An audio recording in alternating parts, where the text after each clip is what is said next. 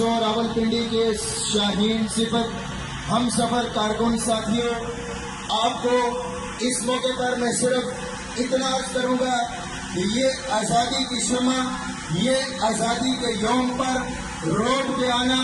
آزادی کے ترانے گانا، یہ فقط راولپنڈی کی سرزمین پر آپ اتنے آسانی سے نہیں نکلے، اتنی آسانی سے آپ یہاں پر نہیں پہنچے۔ اس آزادی کے پیچھے قربانیاں ہیں، اس آزادی کے پیچھے محنتیں ہیں، اس آزادی کے پیچھے زندان کے اندر چلے ہیں لوگ، اس آزادی کے پیچھے لوگوں کو خنزیر کی کھالوں میں ڈال کر دریا برد کر دیا گیا۔ اس آزادی کے پیچھے دلی کے چوک سے لے کر پشاور تک علماء کی لاشیں لٹکی ہیں۔ اس آزادی کے پیچھے بہنوں کے سہاگ اجڑے ہیں، اس آزادی کے پیچھے ماں کے لخت جگر جدا ہوئے ہیں۔ آج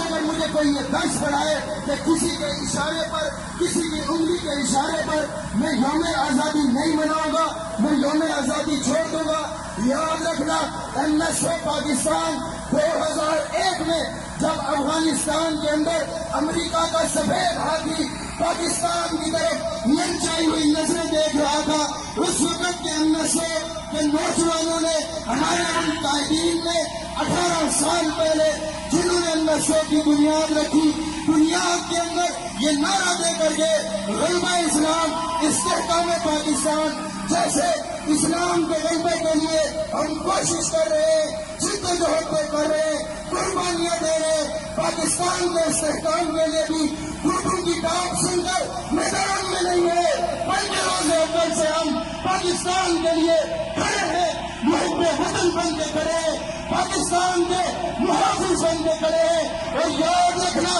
جب تک NSO پاکستان کا ایک بچہ بھی زندہ ہے، ایک کارکن بھی زندہ ہے، نہ کوئی پاکستان پہ آنچ لا سکتا ہے، نہ کوئی اسلام پہ آنچ لا سکتا ہے۔